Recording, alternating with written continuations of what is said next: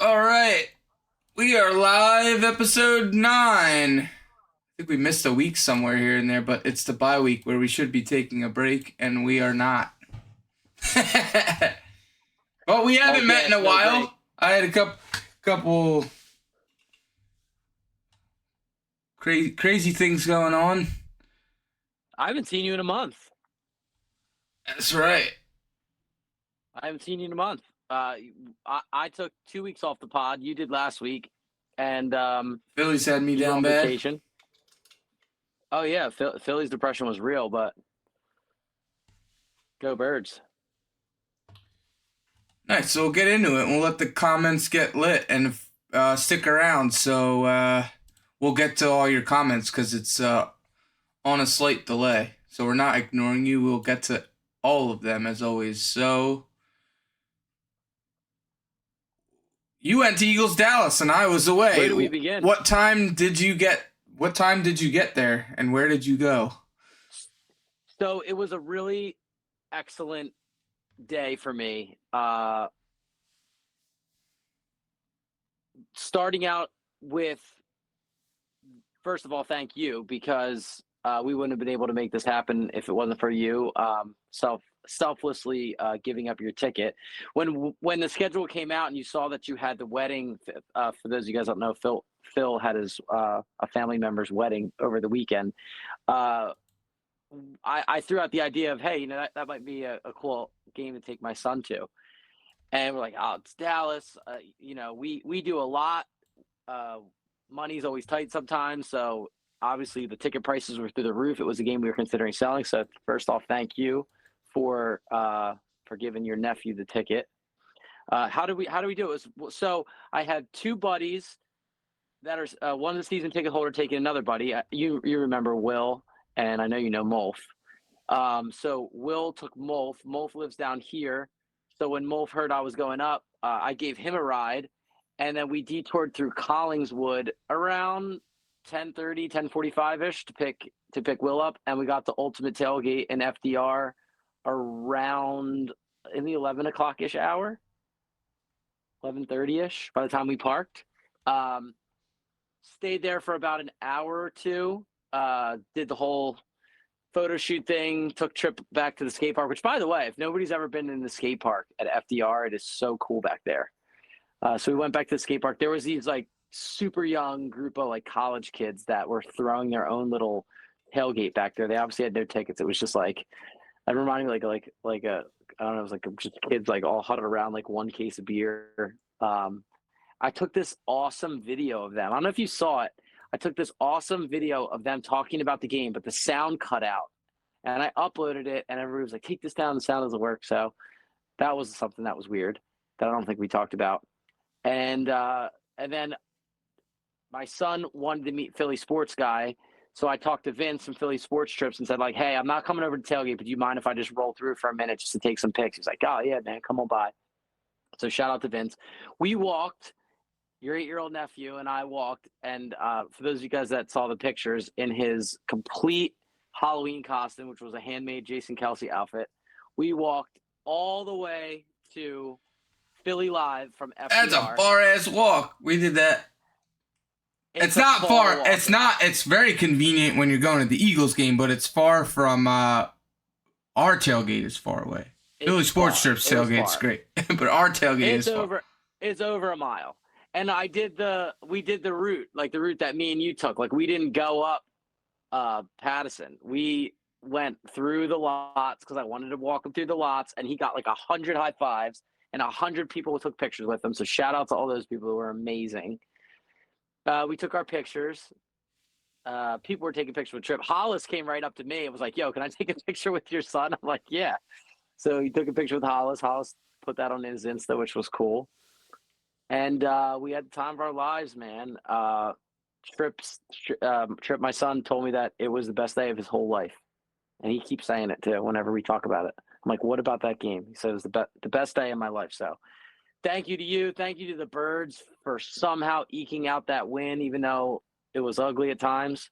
But we killed it. So. Oh, that's nice. You were in Florida. Yeah. Yeah, Florida. I was down there for the Eagles-Bucks game, but where the wedding was in Sarasota, it's about 45 minutes from Tampa Bay. So it's not far, but there's an Eagles bar in Sarasota. So sometimes when it's Eagles Tampa, there's events going on at this place. Like people will bus specifically to go to this place.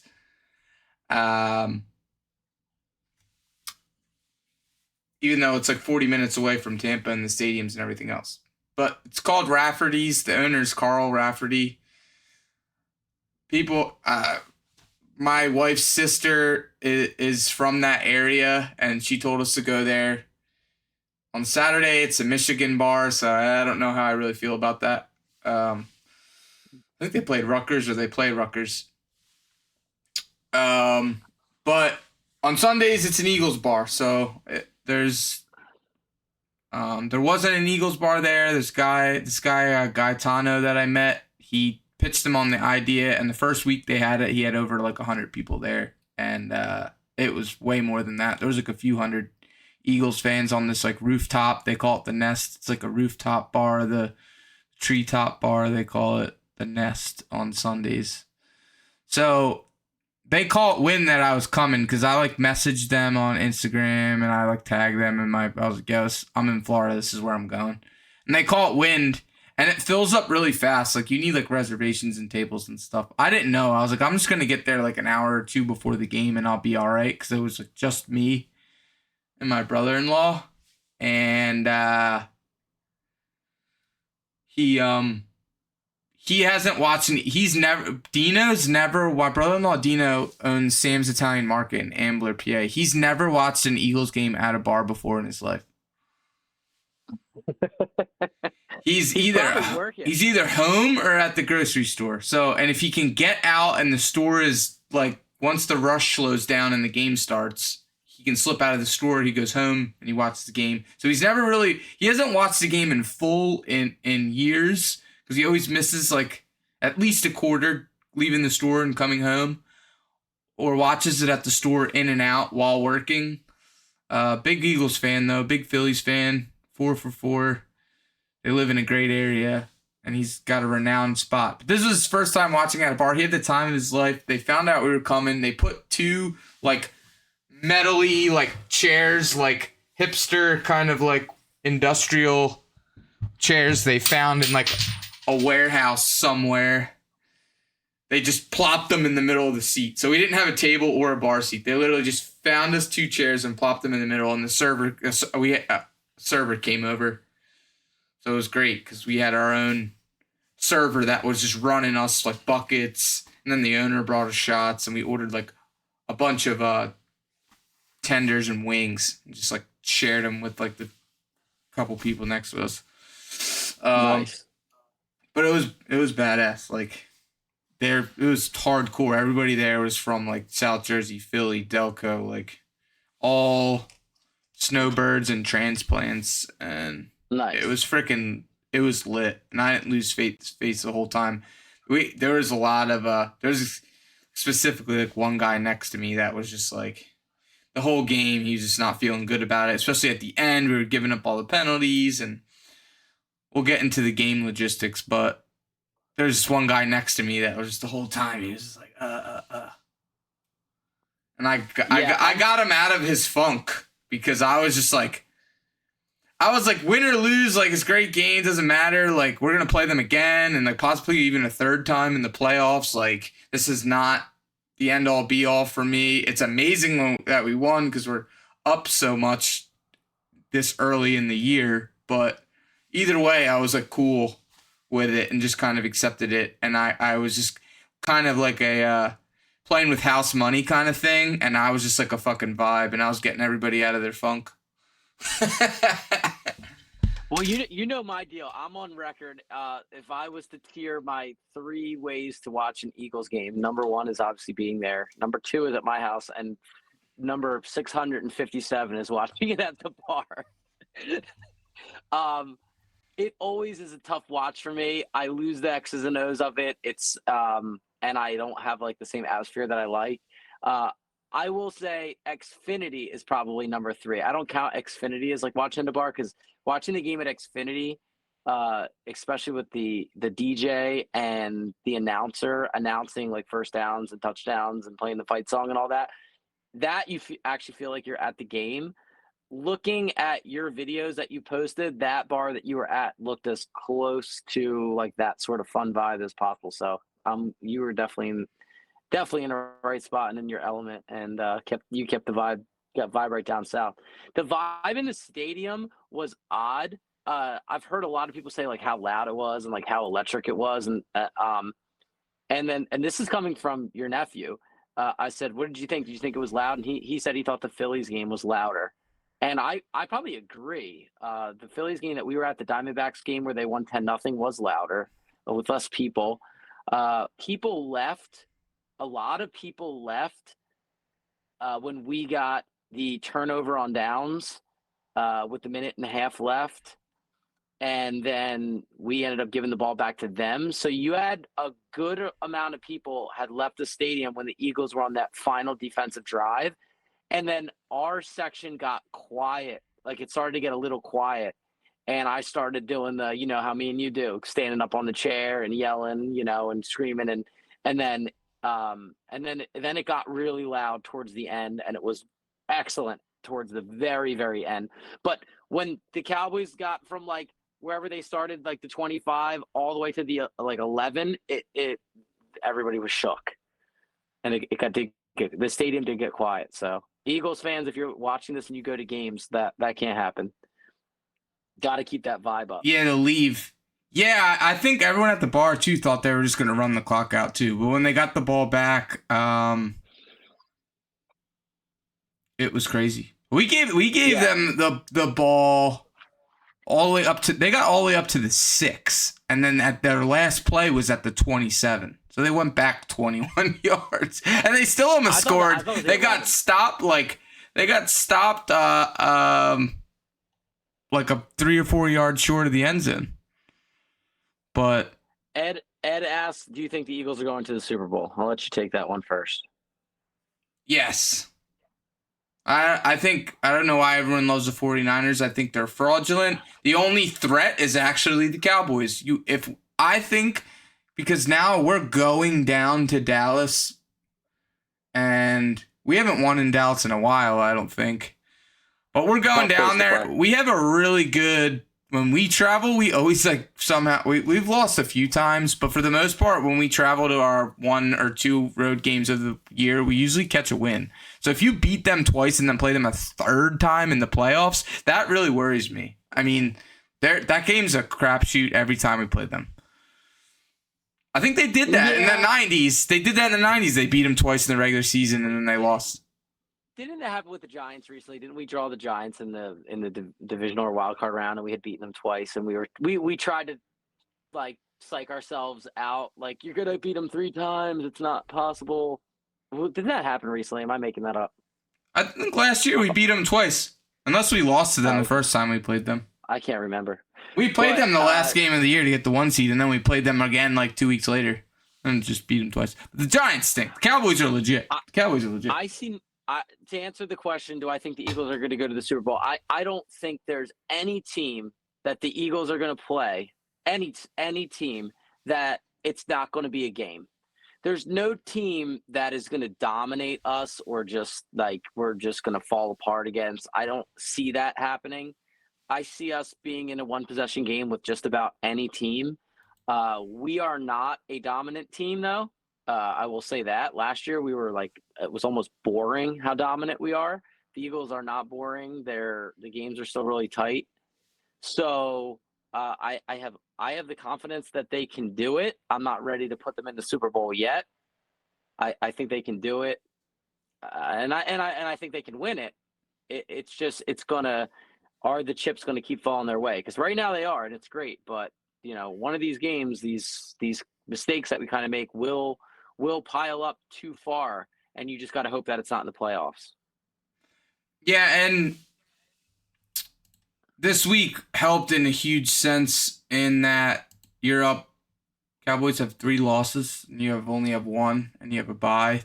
I don't know who they even play, but and San Fran's lost 3 straight. Like it went from really really tight to like you're gonna be up. You know we have a tough stretch here, so they may be able to catch back up. But I mean, if the playoffs travel through Philly again, and you're up 3-4 games on these guys with 3 or 4 games to go, I mean.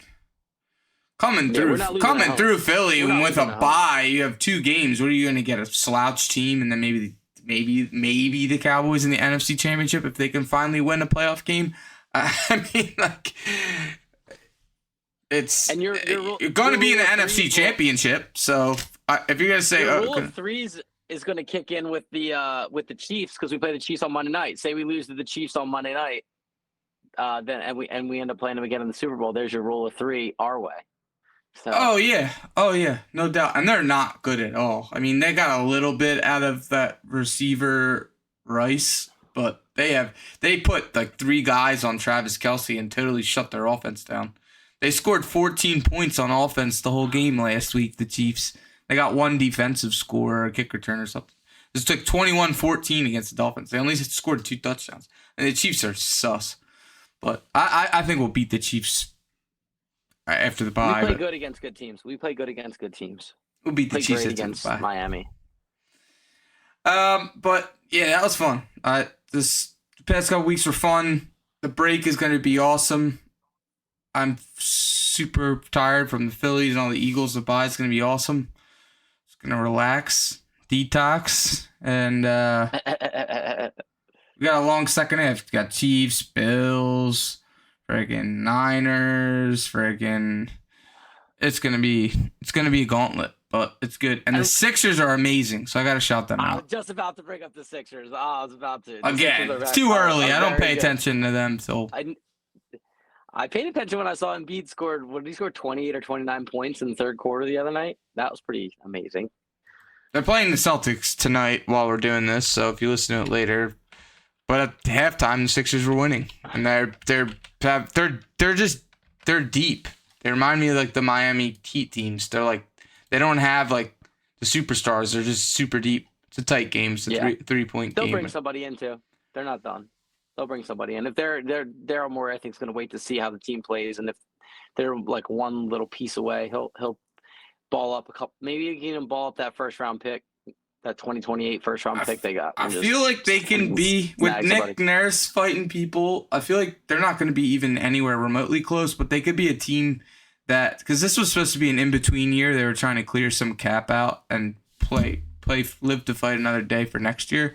But I think this could be a team that could become beloved because Drew Holiday's now with the Boston Celtics. He didn't want to come here. Damian Lillard's with the Milwaukee Bucks.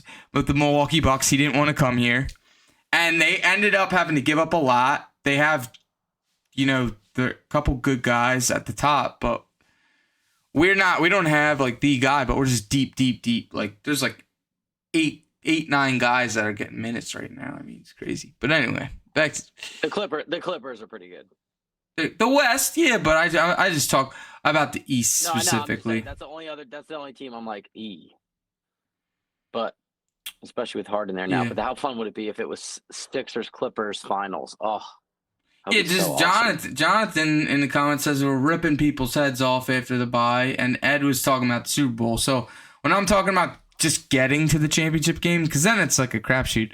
Just getting there, I mean, man. Yeah. The NFC is weak. The East is weak in the basketball. One other thing about the NFC that's weird, that you're gonna have to contend with as far as like home field advantage battle. Detroit at 6-2 has a ridiculously easy schedule. Have you looked at Detroit's schedule? They're awesome. It's like a joke, and they're pretty good, and they're good. They're good. That would be crazy if they were the 1 seed. I might be more worried about them. If they're the 1 seed, they'll get. I think it was like the Vikings that were the 2 seed and got bounced by the Giants. If they're the 1 seed, they're gonna get bounced in the first round. Yeah. We'll still have home field. But I'll go to Detroit and I'll go to San Fran. I'm not scared of traveling. If you have 1 or 2 home games and then the last game is away for some reason, I'm not scared. Remaining schedule: Bears, Packers, Saints, Bears again, Broncos, Vikings, Cowboys. Vikings. I guess there are a lot of division games though. That's fine. Actually, it's 4 division games. I don't know. That's not that easy. Somebody was talking about that to me today. You know what? I should have never even brought that point up. That schedule's not that easy. The Saints are annoying. I take that back. Except for the Bears games. Bears are horrible. No, I didn't get to talk to you about. I talked a little bit about it last week, but I didn't get to talk to you about my excursion in Philly with the All City Sports Network.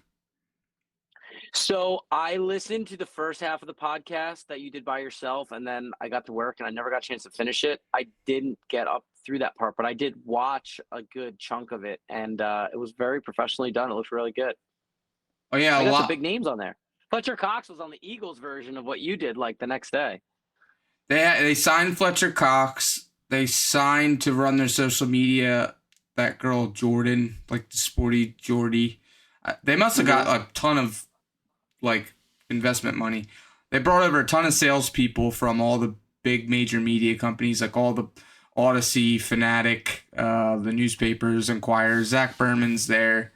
They announced Doug Glanville's doing their baseball show, national show. They're going to do national show, and Brian Baldinger's doing their national show, Baldy Breakdowns. And then they're going to sell advertising, and they've got a crazy roster of talent right now. But it's just crazy the media is changing. So I connected with them at a Phillies tailgate, and my company just got sold to iHeartMedia, and I'm probably going to stay on with them. But in the meantime, I was just networking with people in the business, and I went to go hang out with them a little bit. And then afterwards, I don't even know if I told you this. Afterwards, my other friend works at Beasley Media, 97.5 The Fanatic. So on my way home, I went there, and you know how they put like their best show ever on the TV? Mm-hmm. He gave me the tour of Beasley. So they have a country station. They have Preston and Steve. They have like 2 rock stations, and they have a great company. And then they have Ricky Metallico and Tyrone were doing their show. But theirs is like you can see through the glass, and they're filming it for TV plus radio, and there's like couches there, so you can kind of watch in. So when they bring clients and stuff in, they like let them. They're not in studio with them, but they let them hang. So we were sitting having like coffee, and I was just watching. I was watching them. What time of day was it? They're on drive home. So I had the meeting in the morning. No, I mean what time did they film your podcast? I was on with them 12 to 2. So literally went to AC at like 8 a.m., worked for a few hours, left at noon, like lunchtime, went on their show for a few hours, and then right at that time was like drive home time, like 4 or 5, and I wanted to go to Beasley, and I watched Club Tyrone for a little bit, and then came home. Nice. And then I flew out the next day for Florida, but that was crazy. But yeah, that was So, meme of the week. I am selfishly giving meme of the week to my own son. 12,000 likes on his Halloween costume. Every single stitch handmade by his mom, his grandmom, who owns Kathy's 14th Street Bakery in Ocean City. So go get some donuts in the summer. Oh yeah, let's see if I can pull that up. I don't even know if it's on our Facebook page. It's on the Instagram. Philthy and Philly. That was amazing. It's an Instagram thing. That was crazy. Oh, and another thing I wanted to shout out is Sean that does our shirts. We added an item to our shop, so all the money, if you purchase that Christmas shirt, goes to helping families. But once that's in your cart, it gives you a discount to all of our merch. So if you buy like a bunch of stuff, like the Christmas sweater or like any gifts or anything through our shop, the one Christmas shirt, all 100% of the money goes to the charity, and then all the other items are 20% off our original merch, which is like probably the biggest discount of the year because the margins, I don't know if you guys know this, but the margins on t-shirts is really small. So, t-shirts $20 or whatever it is, you take 20% off, you take $5, you take it down to $15. It's basically what it costs us to print it up. So, here's the picture. I don't know. That looks like my ring light's messing it up. But it is pinned on Instagram. And my alternate meme of the week, which is actually a meme, is Michael Jackson holding Dak Prescott over the railing. Which, real quick on that play, it was on our end zone when Dak Prescott got head over feeted and face planted onto the ground. So I got a trip up on the screen a little bit. I got him up there a little bit.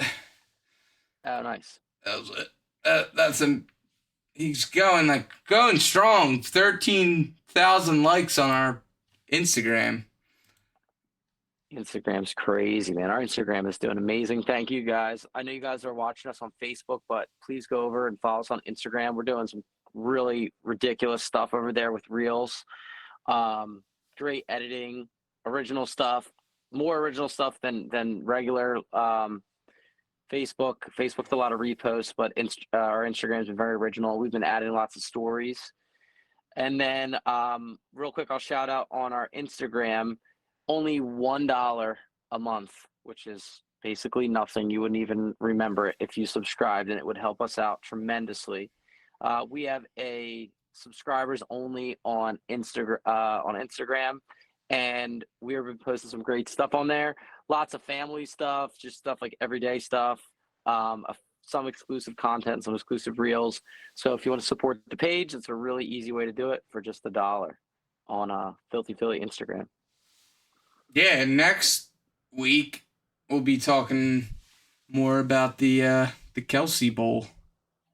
The sexiest man alive versus people's sexiest man alive versus his Taylor Swifties versus his wife, who's the real MVP, who's got the Princess Di jacket already. Did you see there was a girl in our section that had it? I was like, oh wow, she must have bought. Like, I didn't know they were releasing it, and I'm like, she must have got it real. It must have been a player's wife. She looked like she was.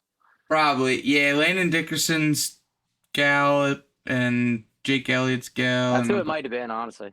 But they're always like in our drawing. Also, he's the long snapper's wife's always in our section. Britt Lovato and Rick Lovato, random.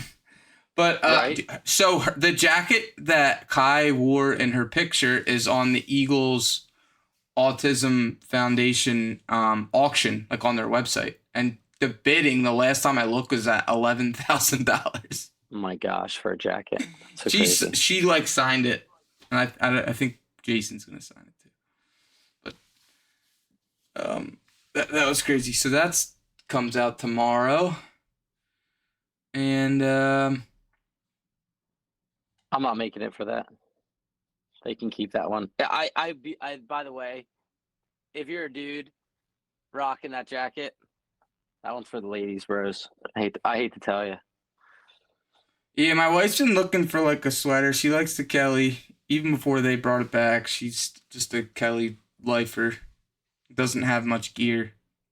But I was like, hey, this is a good Christmas present for you. And she's like, nah, I wouldn't really wear it. I feel like Danielle would rock it though. I feel like you might have just saved yourself $300 jacket. Yeah. But I think she's gonna want some sweaters and other stuff.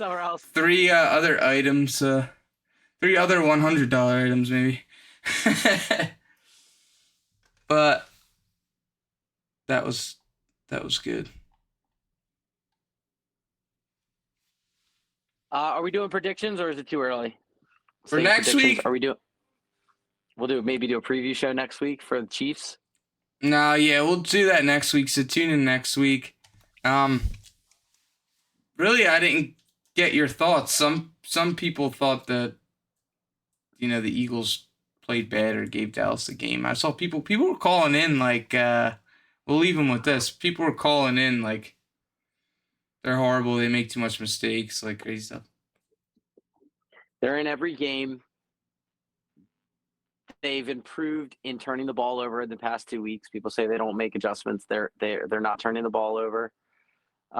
They're balanced.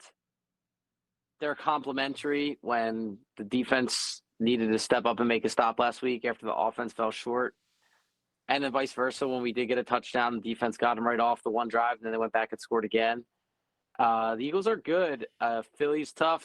That's why we're the best fans. We're hypercritical. We're never confident. We would be a terrible dynasty. We wouldn't even know what to do. I love this team. I love this team. I'll end it with this, and this will tell you everything that you need to know about your coach. This morning, I was up very early for work this morning, and they replayed Sirianni's day after press conference. And they asked him a question. They're like, "So do you step away during the bye? Like, do you take a day or two off?" And Sirianni was like, "You have to. Like, you have to take a day or two off." He's like, "So last night I went to my son's football practice to watch my son's football practice." And then he said, "Before I knew it, I was out on the field just chit-chatting with the coaches, shooting the stuff. And then before you know it, I kind of was moving some players around during the drills. And then before you know it, he installed 2 plays on his little son's Pee Wee football team on his day off." So if you don't think your coach loves football and is absolutely legit, you're missing out on a very fun ride. So Yeah. I love Coach. And Angelo is back today, so his book's out. I only caught one clip of it, and it was I actually sent it to our dad because our dad just retired too. He's struggling with he said he struggled with his identity for like the first 6 months. He had no identity, which I saw that. Yeah, he got a therapist. Yeah. Yeah, he got a therapist. Yeah, he was leaning on John Ritchie a little bit because John Ritchie played football from Pee Wee all the way through high school, college, pros, and then one day it just stops. It's crazy. Yeah. But that was interesting. So, but yeah, I think the Eagles play well, and I think Carson Wentz is going to play well. If he gets the shot with Sean McVay, because they have so many weapons. If anybody can get him to finally stop holding on to the frickin' ball so damn long. They're solid, dude. He's gonna be good. That'd be good. Remember Wentz? They injured him. When Goff went one. And they injured him. And basically ended his career. He's never the same since. So. Right. That's a very interesting storyline. That was fun. And the Eagles are getting Gronk. People were like, "What's your source?"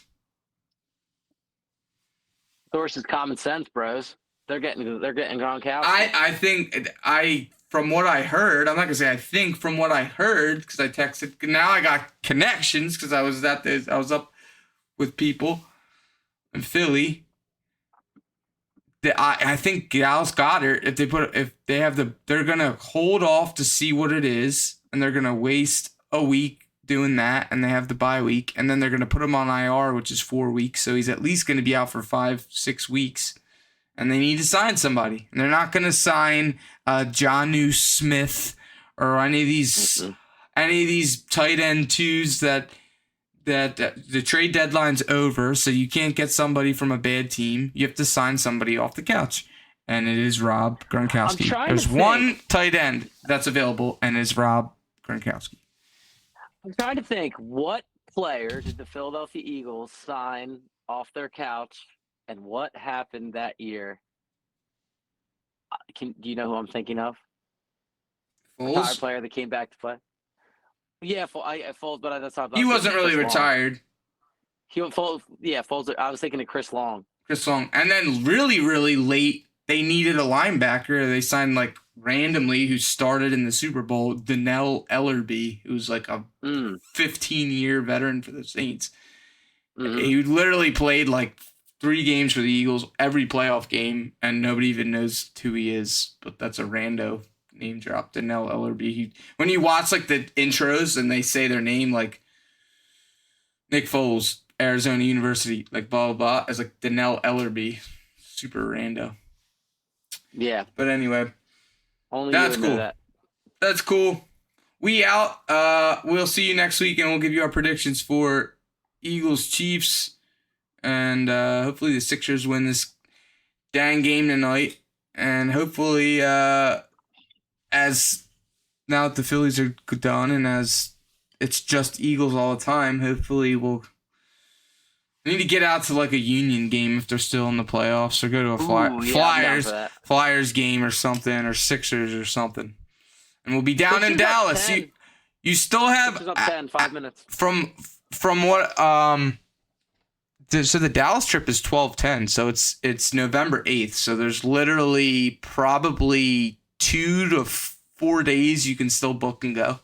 Cuz at like a month, it's like a month out, it's sold out. Always every time. You can still come to the tailgates and stuff if you're self-traveling and going on your own, but if you want to do the full trip and stay in the hotel with all the Eagles fans and everything, the cutoff is like Texas, now. If you have to book it like this weekend, you got to get paid on Friday and you got to book it. That's it. And if you're from Texas, hit us up. Tell us where to go. Yeah, message us. But we have also some free time. Message us. You can get tailgate only tickets, open bar, food and drink, tailgate only tickets, or meet up before game day all weekend. So we'll see y'all. Go Birds. Go Birds.